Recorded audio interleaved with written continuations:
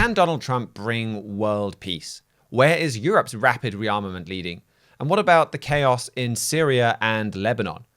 All of these are core subjects in our latest Trumpet print magazine, and we're going to look at that on today's Trumpet World.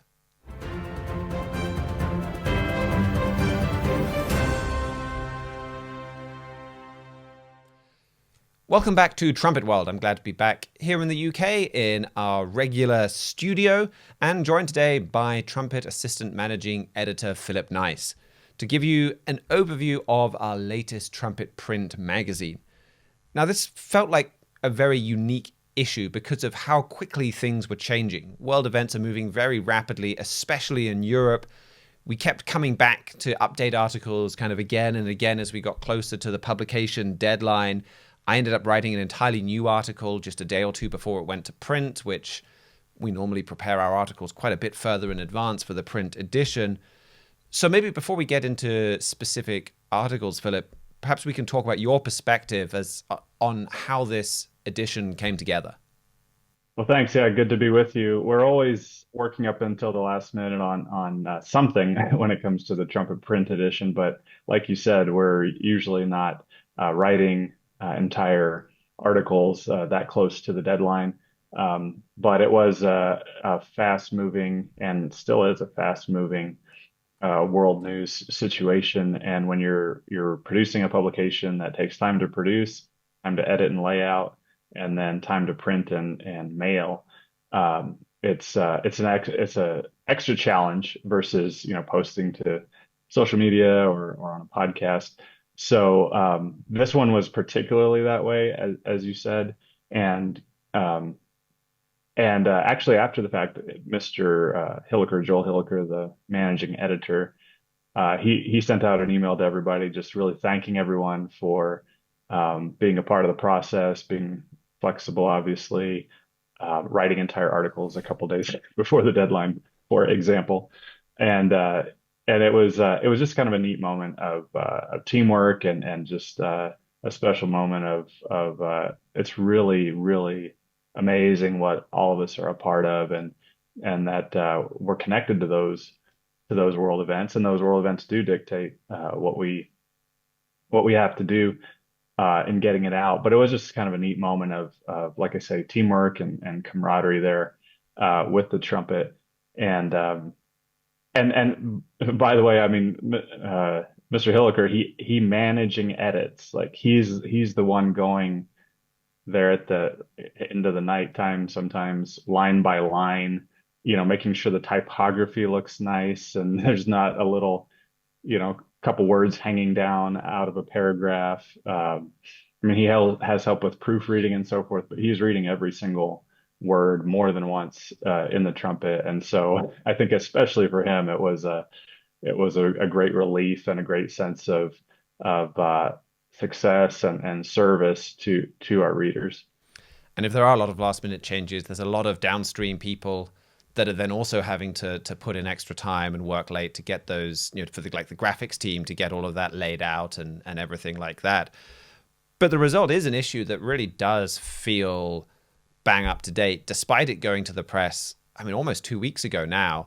And I think here in the UK, I don't think we've got our print copies yet, but hopefully around this week, those print copies will be arriving with people. And like today, the big news is about Donald Trump and his peace deal with Vladimir Putin and Ukraine. And is this peace deal going to hold? And okay, we've got some kind of ceasefire. It looks like Vladimir Putin has broken it almost immediately on this ceasefire against firing on on civilian infrastructure and energy infrastructure. And from the editor for this article is, does Donald Trump know the way to peace? Which, okay, it doesn't have the very latest kind of facts and figures from the negotiations that went on this week and all the details of that ceasefire agreement. But it has the deep background and the biblical perspective that you need to understand what is filling your headlines right now. And I think that's throughout this issue where there's more. I think the articles ended up striking a good balance between not getting too much into the details that will get outdated very quickly, but getting into the biblical understanding that you need to understand your world. Right. And that takes a special, I mean, really, that takes a spiritual intervention, because even if you say you're going to apply the Bible to world events, even which very few people do, even if you do say that prophecy is for the 21st century, which very few people do, when you look at a situation like Russia, Ukraine, and the United States and Europe, uh, you could apply different different verses or different prophecies in different ways, or what you think is a prophecy or isn't. It's been a real um, kind of maze of trying to understand it, even with the perspective of Bible prophecy, and yet, I'm reading the PDF of the print issue of the Trumpet, and then I'm looking at today's Trumpet brief notes that are about to go out, and they match, really well. And like you said, the events, there have been events that have happened, quotes that have been made, and strikes, military strikes that have occurred. But this perspective holds true, that that Mr. Fleury brings from the Bible, the parts of the Bible that he brings to bear on this situation, and really framing it, in particular in this article, in a just black and white, good versus evil. Right? He talks about, does God compromise with the devil? And he's talking about President Trump having to decide how to deal with Hamas, Iran, Germany, and, as we're talking about, Vladimir Putin specifically. And interestingly, Mr. Fleury takes the quotes, the comments that President Trump has made personally about Vladimir Putin personally, and he applies them personally.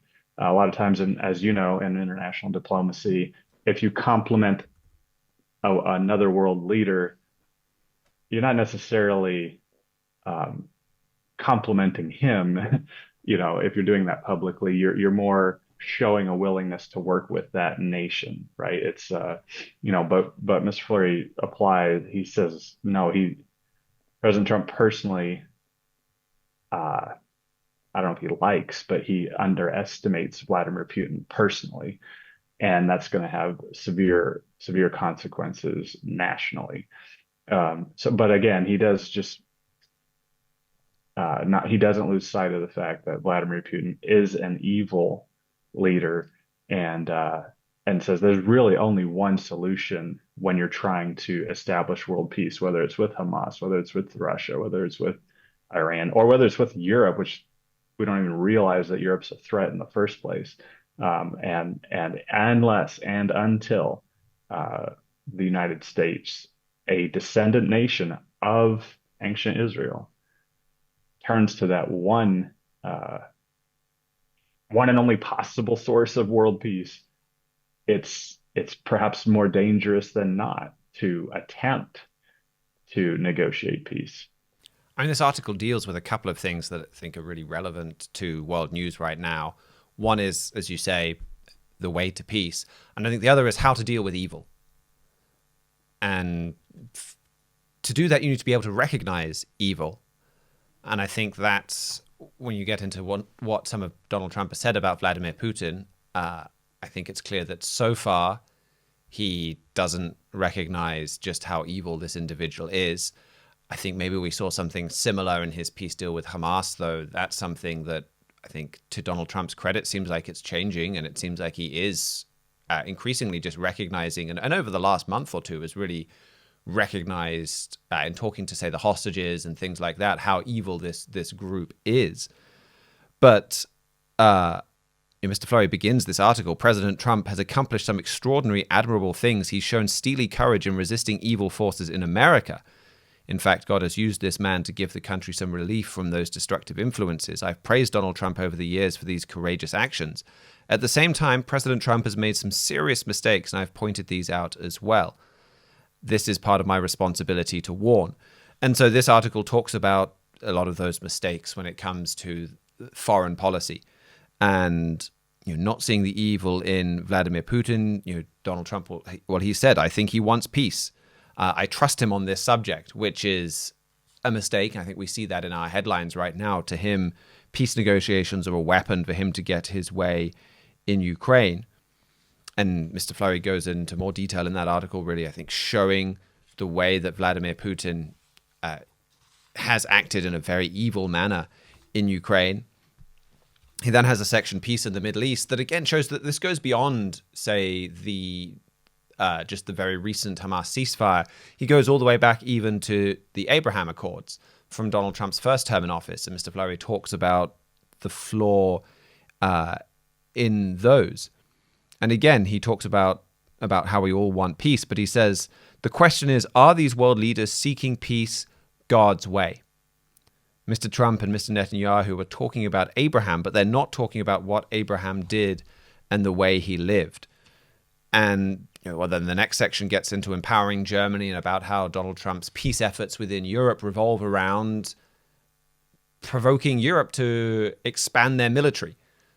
And here is something that, from Bible prophecies, we'll talk about in a few minutes. This is something that we know is going to lead directly into World War III, and yet it's being pushed as a way to bring peace. And that is how dramatically flawed some of these policies are. And the conclusion gets into some of the commonality, some of the things that Donald Trump, some of the mistakes that cross all of these, all the way back to, say, the Abraham Accords, and when we're not seeking peace the way that Abraham did. And one of these is this failure to see evil. And Mr. Fleury makes this point he's made several times before about when the Bible describes the major empires that are shaking the world today, it calls them beasts. And even in God's church, in the worldwide church of God, people shied away from using the same Bible terminology for these. And they kind of soften beasts to wild animals. And Mr. Fleury makes the point, well, like a rabbit and a deer is a wild animal. This doesn't convey the evil and destructive potential of these powers. It's more like a lion or a bear is the imagery God uses. Something that can rip you limb from limb and utterly destroy you. Not something that's just kind of untamed and a bunny hopping out there.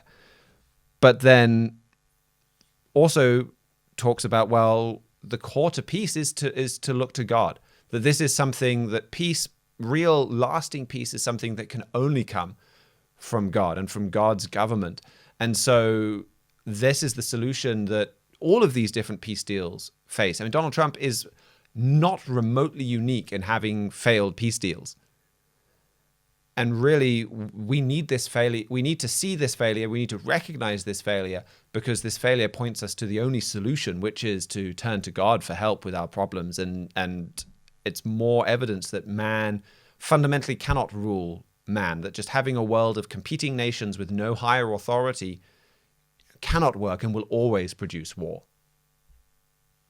Right. And I grew up in the 80s, 90s, and the aughts, and that's been the case for my entire lifetime and for the entire ministry of Herbert W. Armstrong and the Plain Truth and the World Tomorrow program. But now it's getting more and more serious, and it's getting more and more grave. And as some of these other articles in this issue talk about, it's getting more and more to where it's affecting everyone's lives, and it's already affecting tens of thousands, hundreds of thousands of people in Ukraine, in these different places. But it's going to affect all of us. And if we keep insisting that, no, there's a way where I can pressure this guy and he can pressure that country, and we can withhold these economic resources and benefits, then we can make this work, and we don't have to turn to God. We don't have to say, I give up. We don't have the way to world peace. We need God to show us. We need to do things we don't want to do, and not do things we want to do.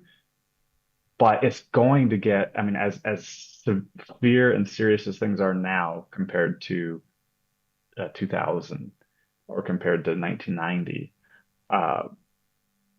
they're going to get more and more severe. And if we refuse to admit that we can't do this.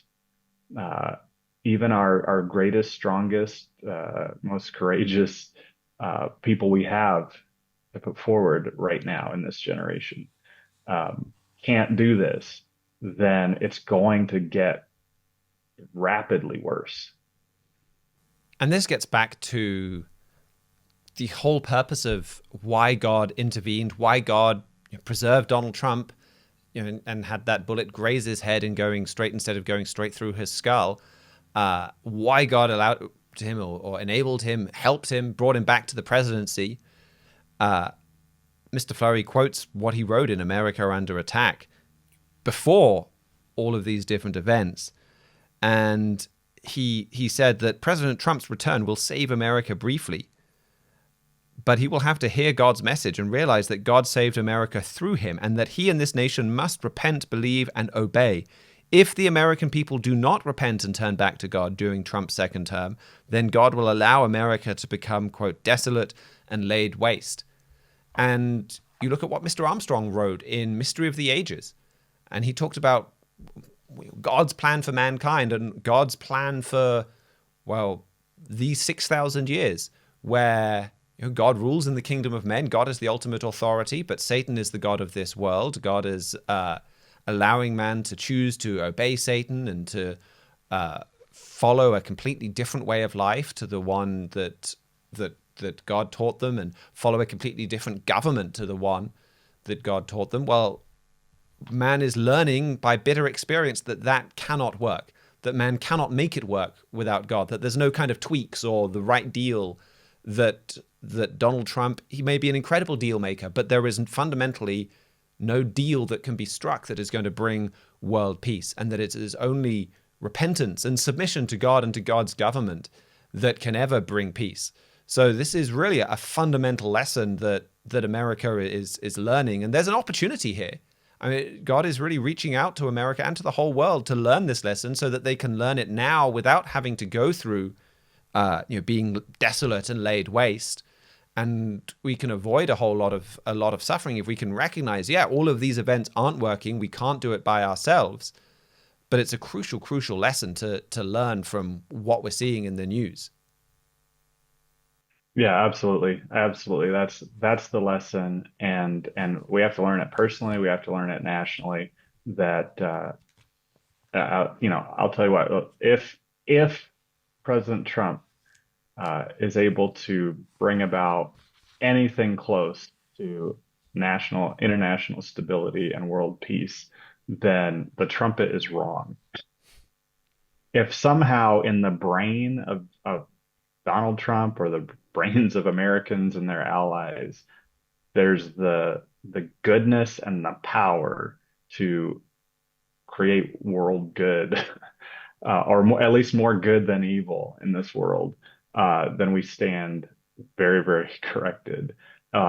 If it turns out that it's just not in us and never has been, then there's something that the trumpet has consistently said for decades and the plain truth before it, that people need to understand and need to act on before those events get super, super severe and there's no way out. So the cover of this issue is Up in Arms, Europe Reacts to the New Trump Era.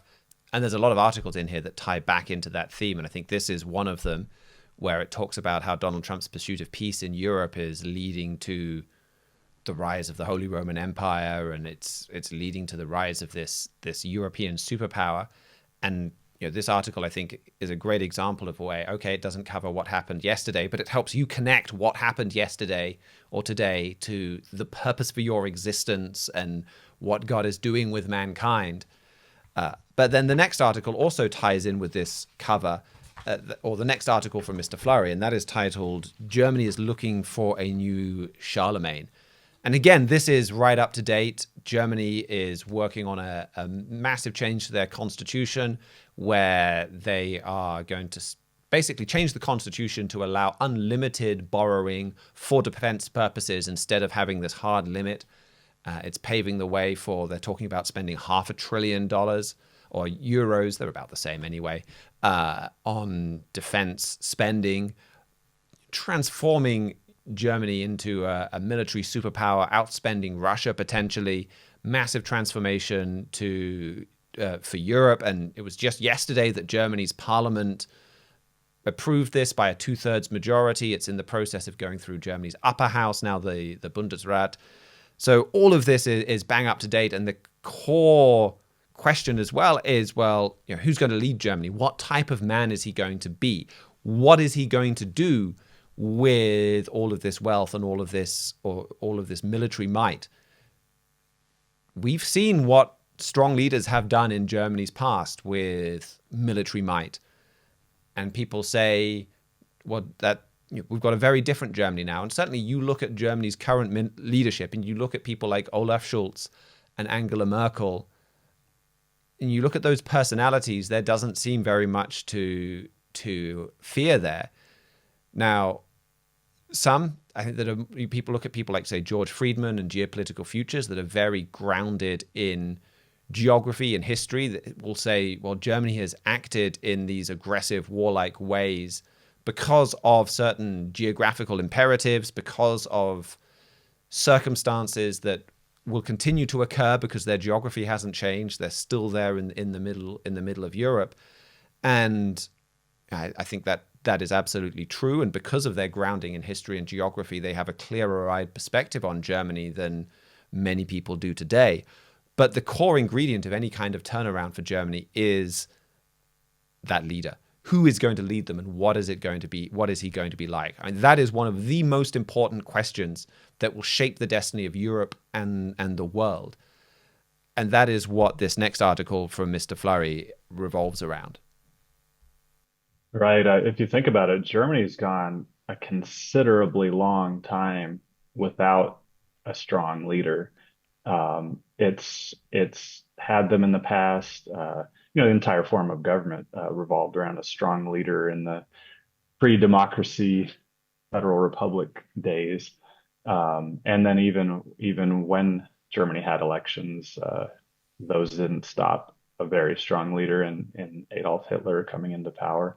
But this is more than just hanging Adolf Hitler in front of everyone's face every time we want to talk about Germany, because as you say, the leadership right now is very different, but you're seeing the power and might to destroy marvelously, or I think the Bible says, or wonderfully, wondrously, the entire nations. Germany has the capacity, the German people, the German engineers, the German industrialists, and the German officers have the capacity to conquer.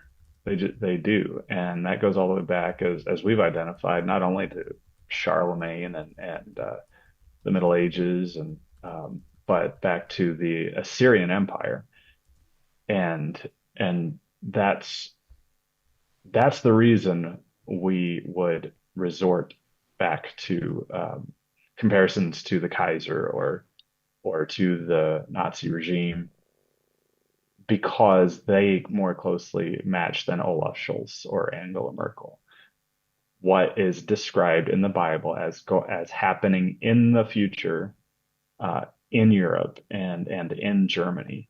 That capacity is there really only because of those prophecies, and those prophecies as described, as revealed to Herbert W. Armstrong and Trumpet editor-in-chief Gerald Flurry.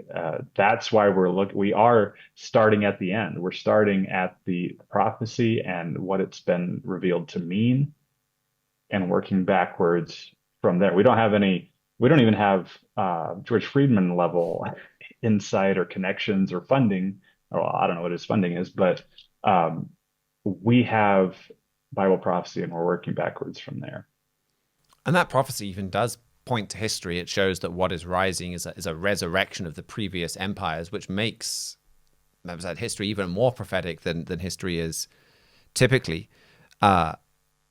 But Mr. Fleury begins this article talking about, I mean, you were talking about that capacity that we know is there for radical change. And he talks about the support for the Alternative for Deutschland, this kind of far-right party at the previous German election, and how strong they did, how they're pushing Germany to be independent from the United States, the encouragement that they're getting from Elon Musk and even from J.D. Vance and the current administration.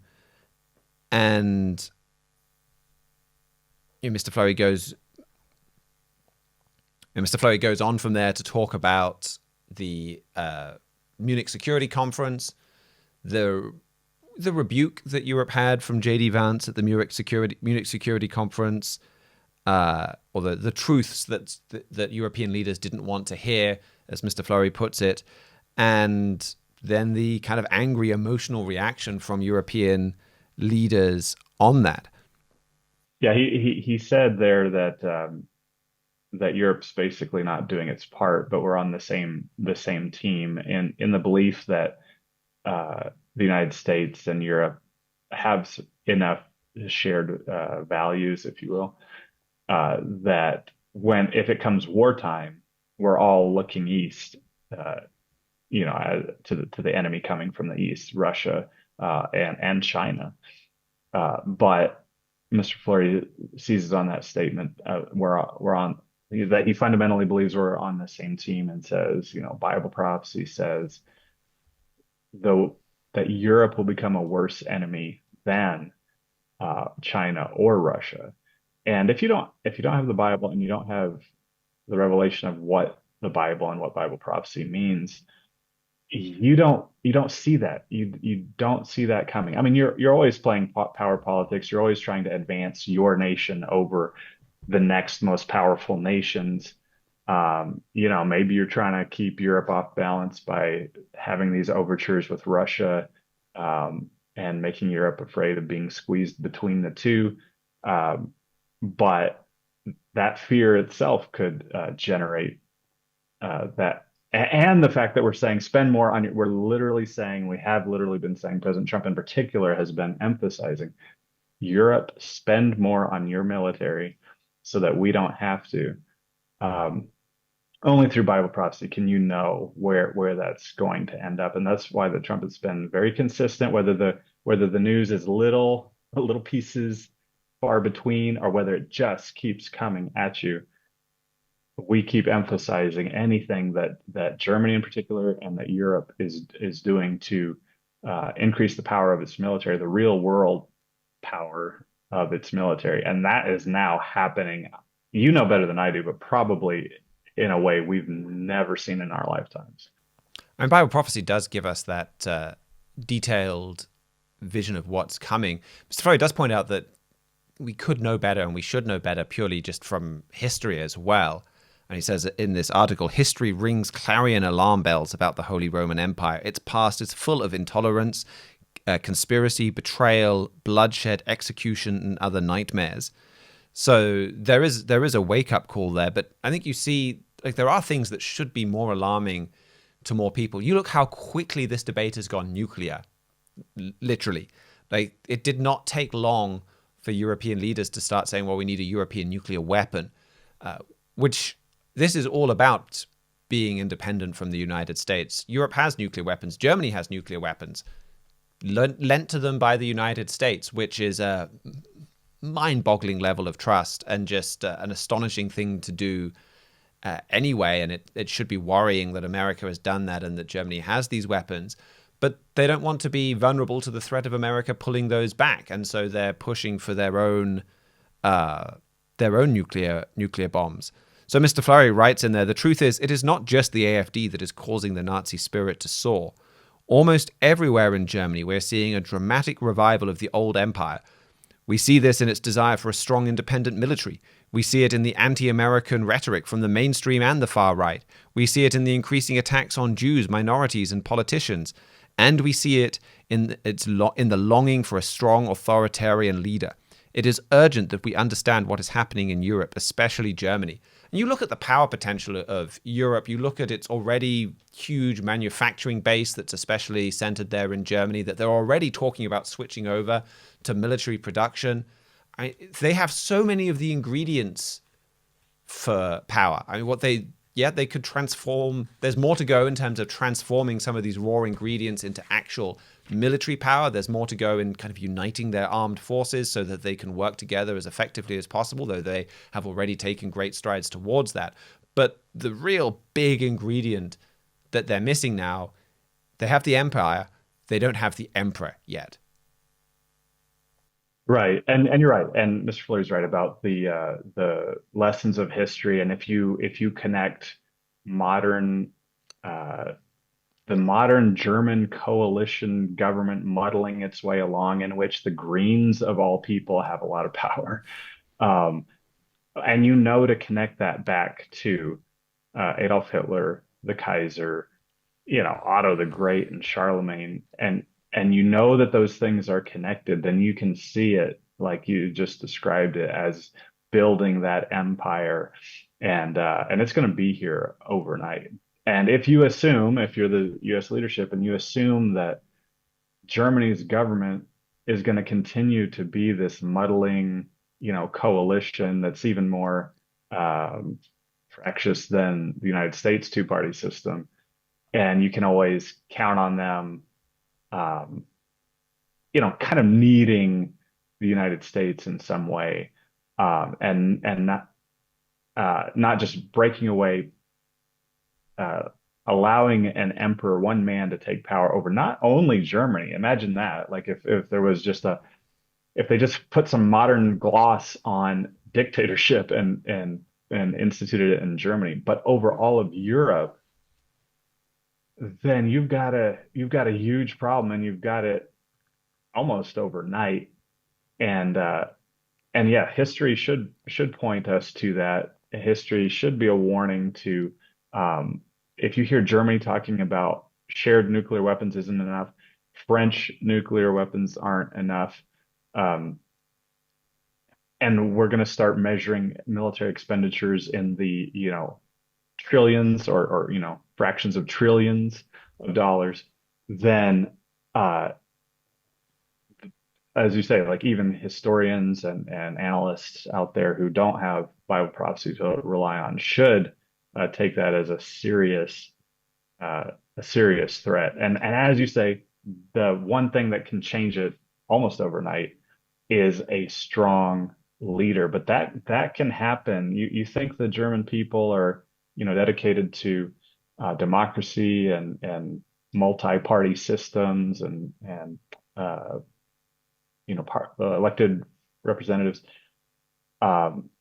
If you give them the opportunity to get rid of all the mess that always comes with, and just have strength and have power and have somebody make a difference, even in America, where it's more of our heritage from the very beginning, since we're such a young country, where a lot of people are really excited about President Trump's more decisive, not dictatorial, but decisiveness.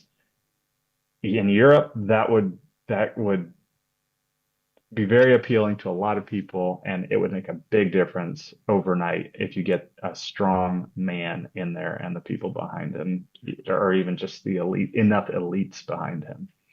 And one of the things Mr. Floyd points out here is basically this idea of Europe needing a strong man is baked into the vision of the European Union.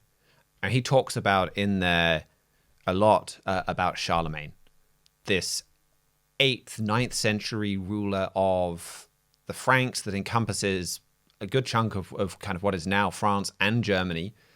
And he has a lot of quotes on the different ways that various different European leaders have looked back on Charlemagne as a foundation figure for Europe, the Carolingian Empire or the Holy Roman Empire really being a model for Europe. And again, they talk about Charlemagne. And okay, right now Europe is all about bureaucracy and committees and long meetings. But we kind of tend to, in that, forget that, well, if we're talking about rebuilding the Carolingian Empire, rebuilding Charlemagne, getting back to Charlemagne, the heritage of Charlemagne in Europe, like Charlemagne was a brutal, aggressive, strongman. There was nothing remotely democratic about him. He was someone who was fired by his own sense of religion, but fired to do brutal things in the name of that sense of religion, massacring literally tens of thousands of pagans in just, I think just a day it was, but in certainly a very short period of time, and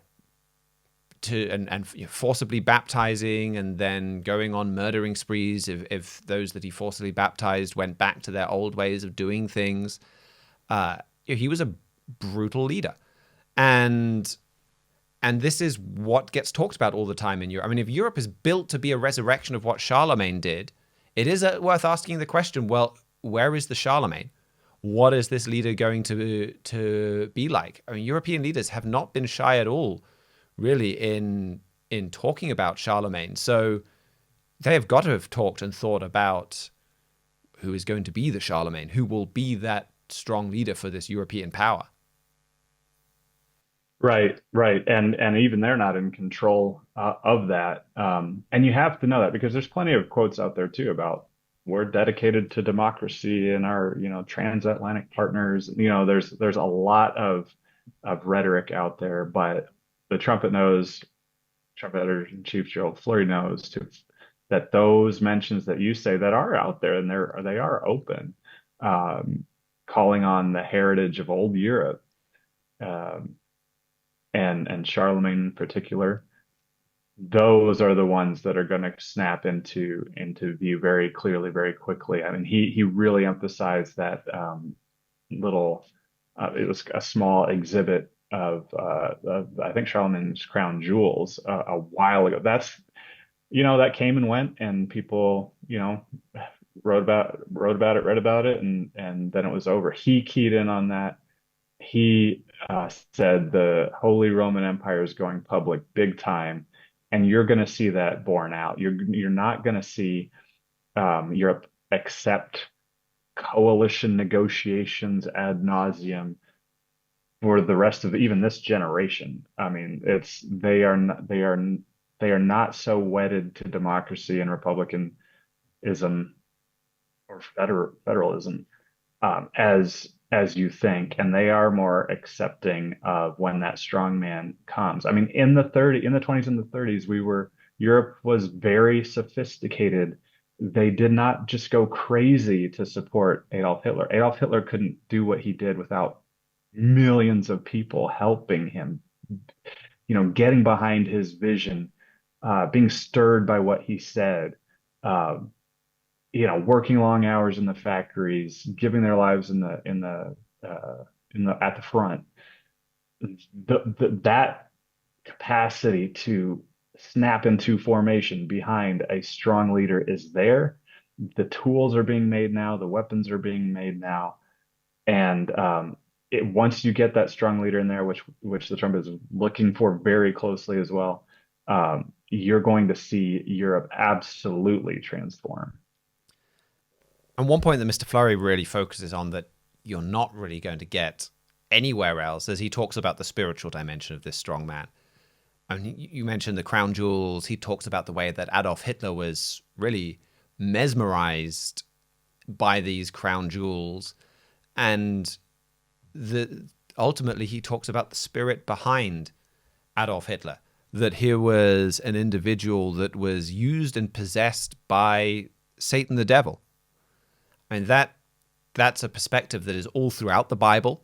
Jesus Christ talked a lot about the very real influence that Satan and demons had on world events and all the events going on around him. It's not something that gets talked about very much even by Christians today. But the Bible is very clear that the spirit world has very practical impacts on this world. And those kind of sudden turnarounds, mass emotional changes, I mean, that is also important to understand how the strongman can come to power so quickly, how he operates, how evil this individual is. And so this was an individual, Mr. Flurry says, Hitler became Satan-possessed by worshipping the bloody history of the Holy Roman Empire. I mean, it led him down that path. And when Europe talks about that history, and increasingly as they start worshipping that history as European culture is genuinely under threat from an alien culture, from Islam coming in, and okay, they worship that history, and as Mr. Flurry's pointed out before, there are some good things about that history. There's some sublime art and music, but we absolutely cannot let that blind us to the incredible evil that went along with that history. And it's a path to Europe following in that same footsteps.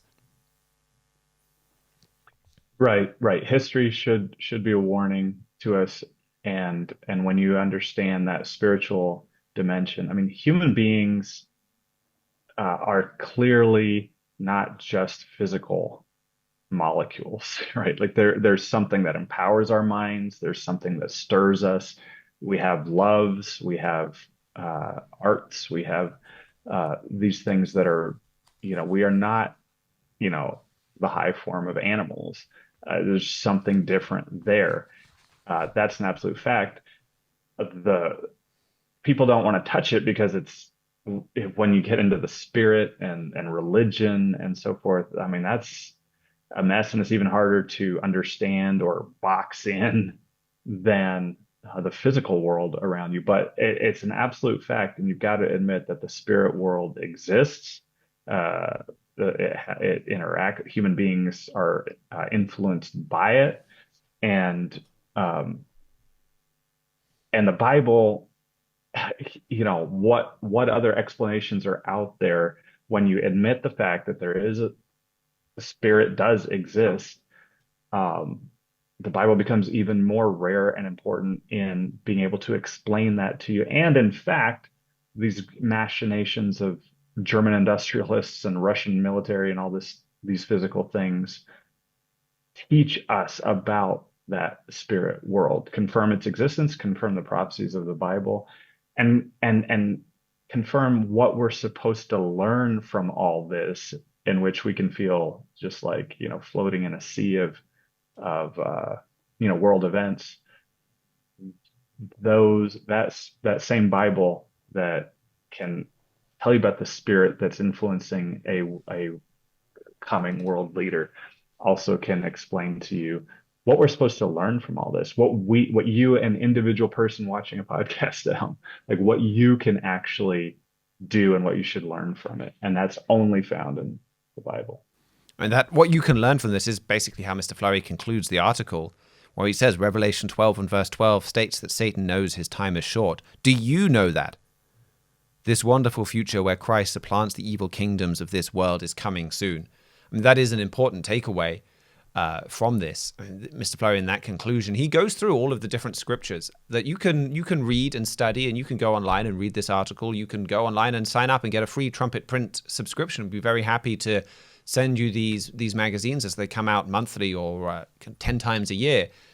But he lists all of these scriptures so you can prove from your Bible that this is grounded in what the Bible says. You don't have to take my word for it or his word for it.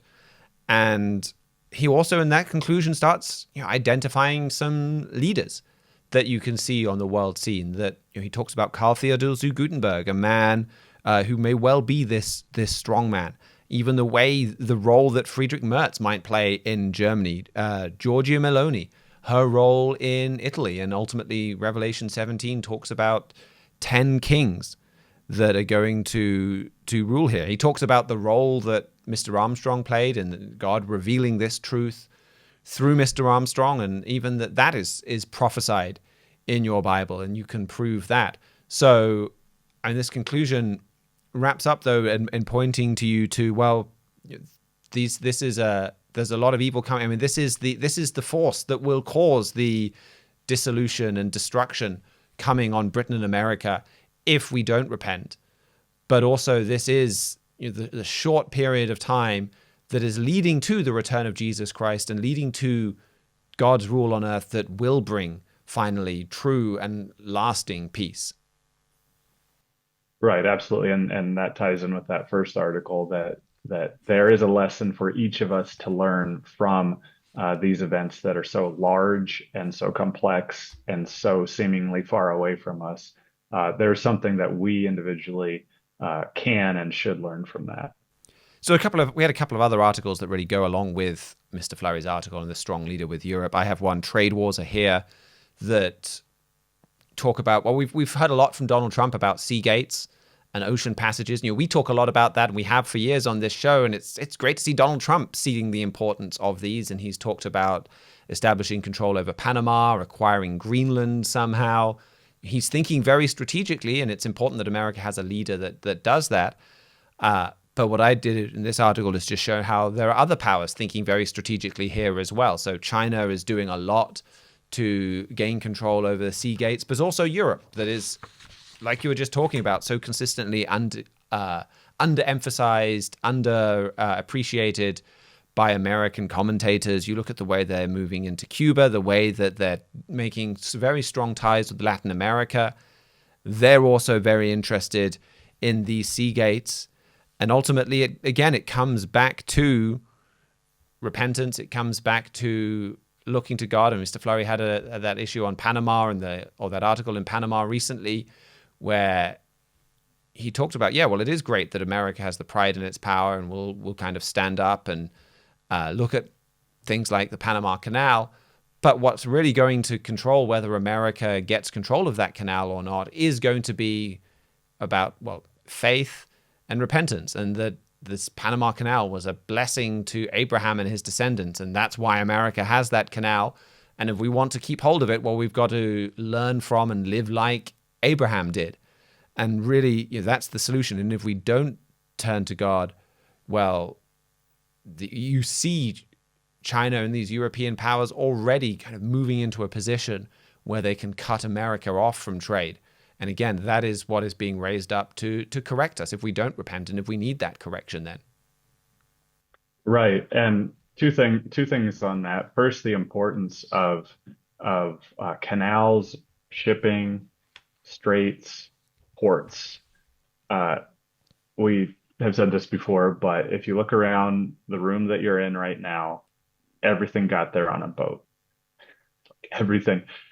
So sometimes the screws of the handles of the cabinet across the room cross the ocean a couple of times, probably, once as metal, the raw metal, and then once as the intermediary stage of it, and then once as a screw, and then back, to be assembled partially in this country, and then, sold in Walmart or wherever you might have gotten the thing. Like shipping, you never see ports, you never smell salt water. A lot of us, you don't think of it, but it affects everything. It affects your food on your table, everything.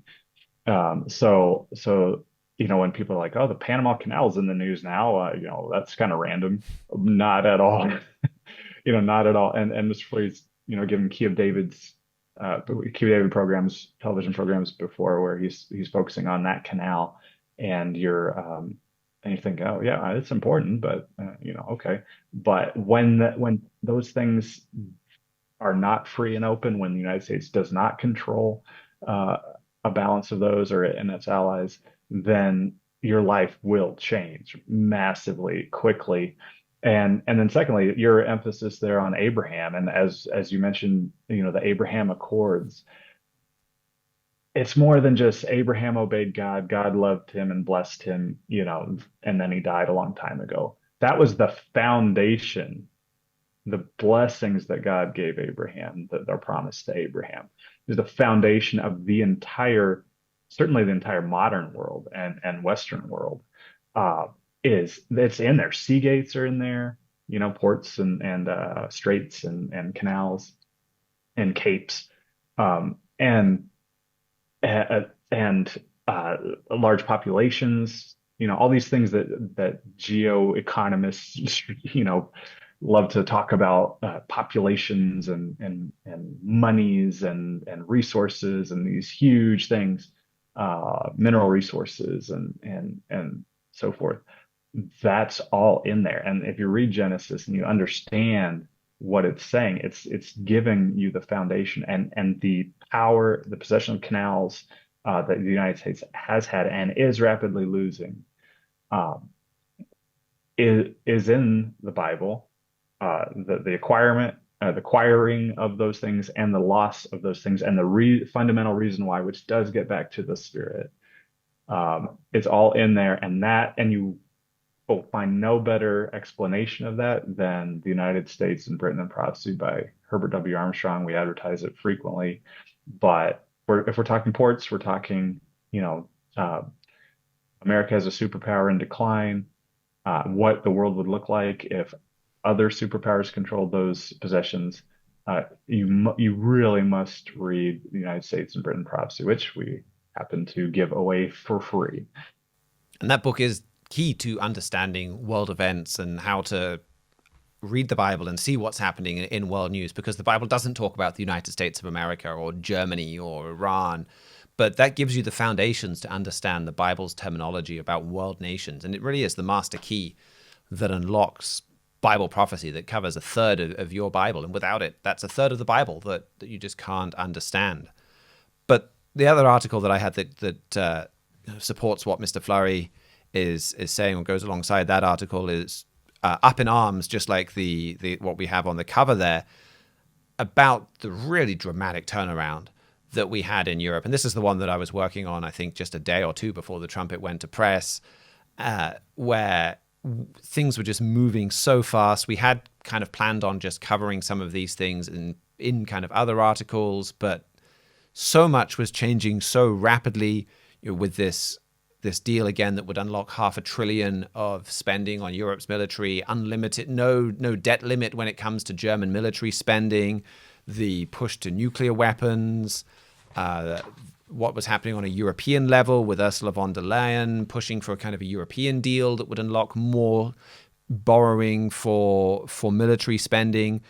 What it means for Germany to be doing this, I mean, Germany is the only country that has kind of a low debt in Europe, where France, Italy, they can't afford a kind of an explosion in military spending the way that Germany can. And for a long time, Germany has been the economic leader of Europe, but France has kind of been the military leader, and they've marginally outspent Germany. And that is very, very quickly drawing to a close. And Germany is I think, they already outspend France. They're already the military leader, but all of Europe will be looking to Germany as the kind of the premier military power now, not just the economic leader. It's going to fundamentally change Germany's relationship with Europe. A side angle to this that I think could be interesting is now, though, what happens to the euro if Germany doesn't have a whole lot of room for spending and extra debt? Because the assumption right now is, okay, well, if Greece or some other country runs into trouble, Germany can always borrow more to bail them out. If they borrow dramatically for their military the way they're talking about, they might not be able to afford to do that. And that potentially threatens the entire stability of the Eurozone. I mean, that's something that could lead to a kind of a crisis very quickly, that could transform Europe, that could bring a strong leader to power. I mean, that is another part of this. Also, this redesign of factories where Germany is more and more, there's all of this industry all around Europe that's geared towards German industry. You've got factories in Italy that are making German car parts and things like that. And there's talk of all of this being re-geared towards the military. That's a massive transformation. Even the way that Friedrich Merz is getting this through Parliament, getting the outgoing Parliament to sign off on this and change the constitution, I mean, that is dramatically undemocratic, and I've not seen anybody talking about this. It's big news when US presidents, they have that kind of lame duck time period where they've been voted out of office in November, but the new guy doesn't take office until January. If they did something really dramatic, there would be a massive outcry. I mean, this is beyond just dramatic legislation. This is fundamentally changing the constitution. And it shows that already, talking about the rise of a strongman, Germany is not letting diplomatic norms or even just fundamental democratic principles get in the way of this transformation. And then this article just concludes with a whole lot of quotes from Mr. Armstrong showing how this is happening exactly the way that he forecast, that God did reveal exactly what we're seeing now to Mr. Armstrong. And again, with all of the scriptures that allow you to prove this from your Bible. Right. And this article is just great with very specific facts and examples of what we're talking about and how this is a new, we're entering a different phase, a different time in Germany. You review how, before Germany would kind of do this through France, um, and let France be the one to say, we need to be more independent of the United States, and we need our, to increase our capacity, or we need to direct our foreign policy different than the way the United States wants to, even though the United States is providing a lot of the military power. And then you quoted how the Trump said it, just I think it was just 5 years ago. Germany wouldn't dare make such a proposal, such an aggressive foreign policy proposal right now, but it's definitely in Germany's interest, and it's France that's pushing it. Paraphrasing there, and then you say now Germany dares, right? Like we are in a new chapter, and Germany is openly pushing for independence from the USA, talking about specific things that they want to do. Like you said, getting rid of they call it the debt break, a constitutional thing. And these are just examples of how quickly things can change. A new leader is elected, a parliament or legislature is going out. They want to push something through. They'll change it. They'll find some way to do it. Like you said, it violates democratic principles, but it's legal, technically legal to do it, and so they'll bend that, as much as they need to. Well, when else in history has that happened? Well, that's happened in Adolf Hitler didn't just show up and start breaking every law and saying to be evil and saying we're going to do the worst things to human beings that you can possibly imagine. It starts like this, and really it started several years ago, and now it's building. Now it's reaching a critical mass, if you will, and the steps they're taking are massive steps. We already had Scholz with the 100 billion fund, and now we've got Merz coming in talking in terms of 500 billion. That's over 10 years, but we've got a different Germany on our hands already. And talking of how much has changed already, I think that brings us nicely to the final article from Mr. Fleury in this edition. Germany is taking over the Mediterranean, which I kind of would file under the category of say, important but not urgent, where you have a news story that has taken place bit by bit since the early 1990s. And because of that, that makes it easy to overlook. And a lot of people have. But the result of all of these changes has been dramatic. And Mr. Fleury talks about the way that Germany has basically transformed Europe into a Mediterranean lake. And that lack of control of the Mediterranean was a key reason why Hitler was defeated in World War II. Well, now they've got that. And that's not something that they need to acquire in war anymore. It's a done deal for the most part. And they can then, that will be disputes from Iran and radical Islam of that control. But fundamentally, they've established a lot of control on the Mediterranean. And that means they have a whole lot of power. And well, he even begins that by basically saying there's a lot of historians that believe that was a big part of the reason why Germany lost World War II, because they didn't have that control. And so they've got that established already. And he takes this all the way back to first Germany moving very strategically to break up Yugoslavia, the role that Germany played really in instigating that war, getting NATO to come in and bomb Serbia, bomb Belgrade, getting America to turn against what had been an American ally, and doing this in the face of just about global opposition. And you go back to the early 90s, and everyone was talking about this. UN representatives, they were talking about how this was Germany's war. I think that even got called Genscher's War after the German foreign minister at the time. So they instigated that. Then they come along and bring in, or Malta and Cyprus are brought into the European Union, and that was done. I think Romano Prodi and kind of the Italians took point more on that, as they were in kind of an age where, like you were talking about earlier, Germany was veiling a little more of its power. But European leaders were very open about, well, Malta, Cyprus, they're a step towards Africa, a step towards the Middle East. Then with what has happened in Syria recently with the collapse of Assad, and we've got what is still a pretty brutal regime, but one that Europe is still working with. They've established control there.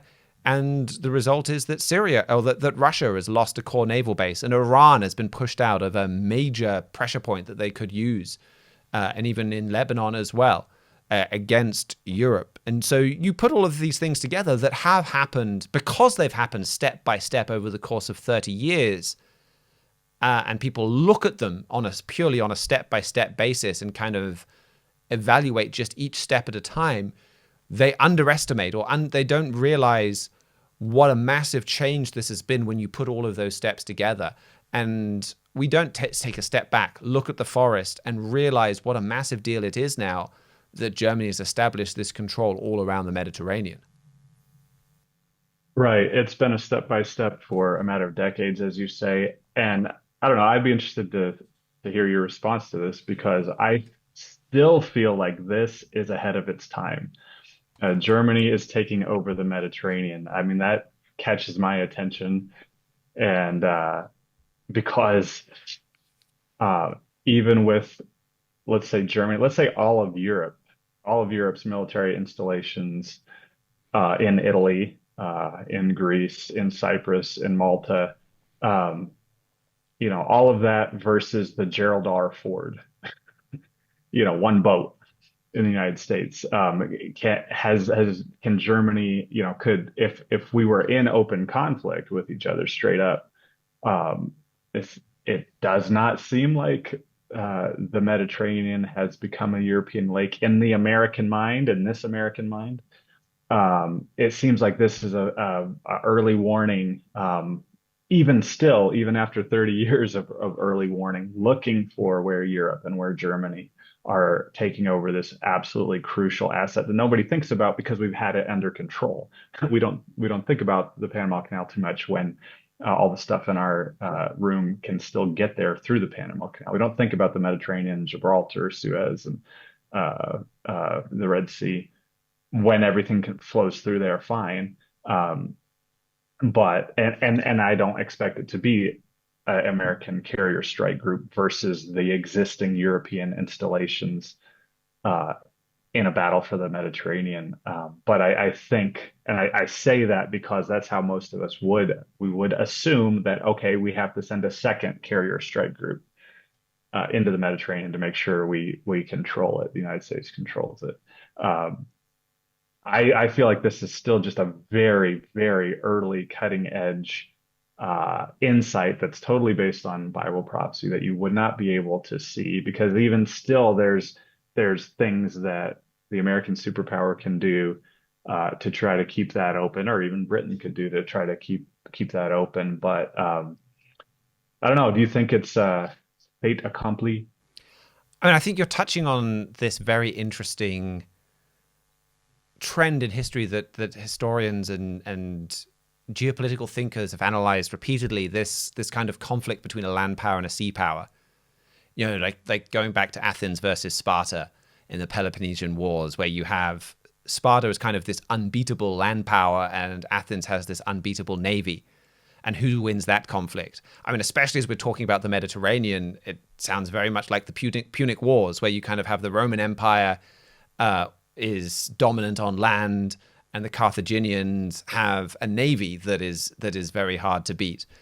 And we've seen this repeatedly. This is Britain versus Napoleon. This is even the Allies versus Hitler in some ways, and America versus the USSR. And I think there's not a simple, consistent lesson to say the land power always wins or the sea power always wins. It depends. I mean, God has a hand in world history and in which empires rise and fall. I think it can also depend on, say, different technologies at different times can shift the military balance in one direction or another. But I think what it does show is that European power doesn't have to look identical to American power to be able to beat American power in a particular area. And so, you can establish control of a region without having a super dominant navy. You've just got to do it in different ways. And I think you can look even as well as to like a carrier strike group is an incredible array of power. It is also incredibly vulnerable when it comes to sea gates. And you're trying to bring a carrier strike group, for example, through the Suez Canal. You're in big trouble if you're doing that. And you can't do that in the face of somebody that's holding that against you. I think it's the same for the Straits of Gibraltar. I mean, really, a lot of the value of an aircraft carrier, especially in World War II, came in the fact that it can just disappear, that it can sail into the middle of the ocean and then no one knows where it is anymore. We have not had a major power war in this kind of region of time where ships could be tracked by satellites. And that has led to a lot of academic debate as to, are aircraft carriers obsolete? Are aircraft carrier strike groups obsolete? And I'm not as qualified as a lot of the academics that are already debating this to weigh in on that debate. But I think the point is, though, that just powers look differently. And I think if we're just looking at this with human eyes and understanding it humanly, I think it would be complacent to say America as a sea power can redominate the Mediterranean, even if Europe occupies all of the coastline. I think that would be complacent in the extreme. And really, I mean, this is how Rome was never very good at naval operations. And this is how they eventually squared that circle after fighting the Carthaginians in 2 or 3 wars, after constantly dealing with pirates. They just conquered everything all the way around the rim of the Mediterranean, and they no longer had to deal with that kind of issue after that. So I think it would be complacent to say, well, America could always go along and retrace it. But also, that does bring us back to, well, this is why we need the Bible and Bible prophecy, and then we're not dealing with just our academic debates and things like that. And I think Mr. Fleury concludes even by talking about what we see. It does match exactly what we're seeing from the Bible, and even the bits that Europe hasn't established control of yet. He has a section, confrontation over Libya and Egypt, and in that section he does talk about, they've taken control of the Mediterranean. I mean, it's not completely a done deal yet. That Iran has been pushed out of Syria, they've been pushed out of Lebanon. They're going to come and push back, and they're going to push back in Egypt. They're going to push back in Libya. I mean, it's a bit outside the Mediterranean Sea into the Red Sea. They're going to push back in Ethiopia and some of the kind of the smaller satellite countries that surround Ethiopia. They are going to be pushing back. They are going to contest Europe's dominance of the Mediterranean. And it is going to escalate into World War III. I mean, this is what Mr. Fleury said even in the quip. Its advances in the Mediterranean echo its World War II vision for Africa, and it is leading us into World War III. And the Bible details that it is a conflict about the Mediterranean and a conflict that touches on these regions with Iran that is going to spark this. So Europe is already making huge strides in being able to be that power that God uses to bring down the United States, like we've been talking about in some of these earlier articles. And again, Mr. Fleury concludes that when you look at these same passages that describe the dynamic that we see already, the conflict that we see building over the Mediterranean already, the groups of alliances that we see in place already, well, these same passages talk about how it's leading into the return of Jesus Christ. Right. And the main thing I think for everyone to understand, and that is undeniable, is again the importance of these sea gates, the importance of the Mediterranean. It's their Gulf of America. It's Europe's Gulf of America. And if it gets 100 billion into its 500 billion, military expenditure, for sure it's going to do everything it can do to consolidate control over that if it doesn't already have it. And you're not going to see a conflict that's just a traditional straight up military versus military type situation. So that's that American complacency of we can always nuke them. A carrier strike group is like 5% of our total military power. We can always, use the bombers, use the ICBM, whatever. We are absolutely complacent because of that power.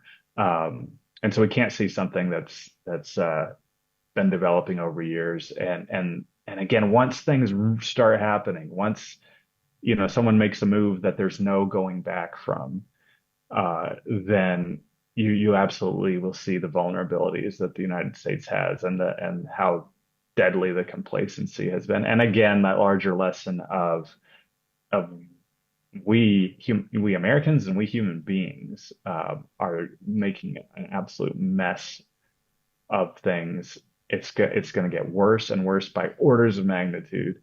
And there's only the one hope for peace. And this is, and we look back at World War II and kind of see the Nazis as this unstoppable military force, but there was a complacency even in the 1930s because there were precautions people could have taken against the Nazis as they rose, and we could have opposed them in all kinds of different steps. And part of the reason people didn't was like, if worst comes to the worst, France can always France has been outspending the German military for years. Their military is way bigger than the German military. They are the premier land power on the planet. We don't really need to worry about them. And yet one of the things Hitler did was use new technologies in new ways. You combine air power and tanks into a very mobile force and use things much more innovatively and conquer territory at a speed that people couldn't imagine. Because of just a few decades ago, you'd have had World War I was 4 years of stalemate. The idea that Germany would be able to drive tanks around and kind of encircle 1 million men and conquer entire militaries was kind of almost absurd. And I think now you look at a lot of these untested technologies, say that we haven't seen, at least in full-scale war between major powers, things like cyber warfare and what they enable. You can see something happening very dramatically. I mean, you can see the potential, at least for, say, a naval carrier strike group to be disabled purely by electronic warfare and hacking and that kind of thing. So I think there's a lot of things that will seem kind of inevitable in hindsight that will be quite surprising to us.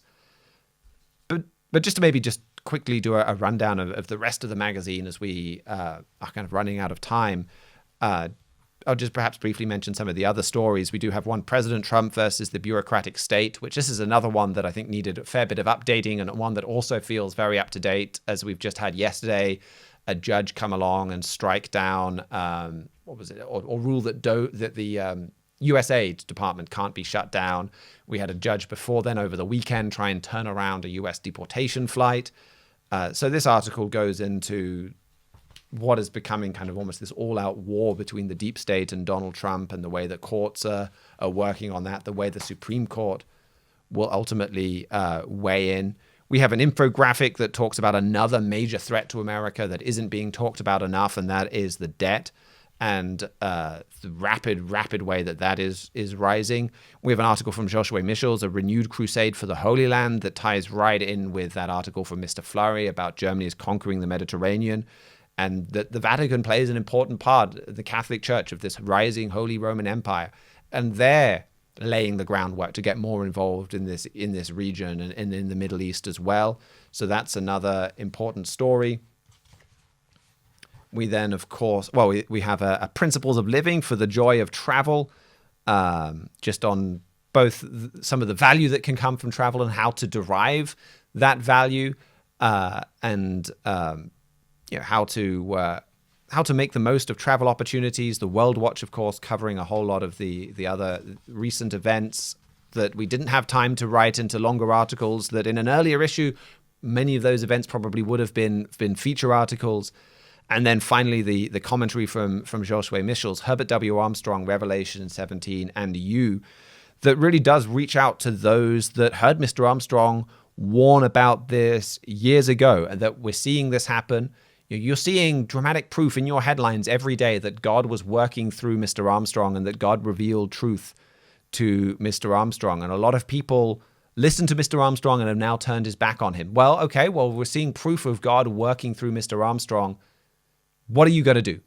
That does put a responsibility on you to act and look about, do I need to turn things around? Do I need to turn back to what God was doing and make some changes? And I think that's also an important article that also then has a warning as well, where Joshua talks about while we're seeing this rising military empire, we cannot ignore the fact that its main target is prophesied to be God's own lukewarm saints. Those people that were once following God and that turned their back on him and on God's work, and on backing and supporting God's man. So an important warning there to conclude the magazine. Did you have any comments on any of those articles that I've kind of run down pretty quickly? Right. I just the fact that we're always at war. in all these different ways, in cyber attacks, in relationships with governments in Cyprus, in economic situations, in that country's debt and this country's debt, and in building up industry and in these nuclear sharing agreements. All these things this is a carnal human world, and everyone is trying to get advantage over the other. And we can be deceived, we can be complacent to think that there's no, in America, the United States mainland isn't being bombed by an enemy superpower. Therefore, we're fine for the foreseeable future. But these struggles are happening constantly, and America is losing, and the other nations that descended from ancient Israel are losing those struggles. And when the bombs start falling, and maybe you don't even know where they're coming from, or it's a sickness, or it's a hacking, it's these types of things you're not expecting. Like you described Hitler's war strategy, then it's too late. And so now is the time to learn the lesson, to see, wait a minute, there are like a third of the Bible. There's prophets throughout the Bible. Why doesn't my Sunday church ever talk about all these prophets and how they're talking about specific events? Why doesn't my Sunday church talk about how Jesus Christ was a prophet, issued numerous detailed prophecies? Why are those in there? And also, why is it the case that throughout the Bible, the people ignored the prophecies? And am I ignoring the prophecies? Is this part of being a Christian? Is this part of being a human being, to recognize that there's a spirit world, that there's a creator, that there's that he chooses to prophesy, to predict future events specifically? Do I need to do something about that? Is that something that I need to learn from and act on? And for many of our readers and viewers, they know all about what you were just talking about with that commentary and Herbert W. Armstrong, and turning away from that, much like people turned away from the prophets in the Bible repeatedly. And things are getting very serious, and there is coming a point once someone decides that for my country or for my ideology or whatever, it's better that we start hot war, that we escalate these silent struggles into hot war. It's going to rapidly become way too late to act on the warnings that you heard. So we've got to act on them now. And that urgency, I think, really comes across from the whole theme of this issue, and even in putting it together, and the way that it felt like we were constantly having to rewrite articles as events changed. And it almost felt a bit like with this issue, are we reaching in times that are too urgent for a print magazine? That there's just not time to have something up to date when we've got to print it and you've got a receipt, wait for it to get to you through the postal system, because world events are moving too fast. And exactly as you said, well, there's a sobering obligation, sobering responsibility for you on behalf of your family. What are you going to do with this? There is not much time to act. There's also a tremendous hope in that as well, that this present evil world with man ruling over man and being completely ignorant of the way to peace and therefore blundering into repeated wars, that time is almost over. And that urgency is wonderfully positive in that way as well, that it's leading to the return of Jesus Christ, that God's setting up a new world ruled by God's government and ushering in a time of peace and prosperity and joy. That is coming towards us very, very quickly as well. And that is just around the corner. So that's a positive, a wonderfully positive part of that too. Well, thank you very much for coming on the show. It's been, Philip, it's just been fantastic to have you as always. Always a pleasure. And thank you as well to George Haddad and Victor Granados for engineering and production, and Isaac Lorenz as well for his help in setting up the filming from the US. And thank you very much to you, the viewer, for sticking with us. And we've been talking about the Trumpet print magazine, which once again, you can get at our website, thetrumpet.com. just scroll down a bit, and on the right-hand side, you can click on the picture of the cover to get that magazine, to read those articles online. You can also hit subscribe, and you will receive copies of all the future magazines. There's no cost. It's not a free trial period. There's no obligation. We're not going to follow up. We're not going to chase you up for donations or to attend services or anything like that with us. It is a free 6-month subscription, in that after 6 months, we ask you, well, do you still want to keep receiving it? And if you do, we're very happy to keep sending it to you.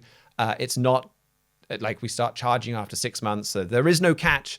We just have thousands of dedicated supporters that want to get this out to the largest audience possible and want you to be able to read this and study it and prove it for yourself. So I'd really encourage you to do that on our website, thetrumpet.com. If you have any questions or comments, you can get in touch with us at trumpetworld@thetrumpet.com. If you'd like a print copy of this specific issue, email us as well at trumpetworld@thetrumpet.com. I think if you subscribe online, you'll get the next issue. But if you're like, well, I'd really like to get my hands on this one, get in touch with us. I think we have spare copies that we can, assuming they're still around, we can make sure that we can send out to you. We'll be back on Friday again in our regular studio with our regular interview setup after a few weeks of doing things a little bit differently with our week in review session. And until then, keep watching your world.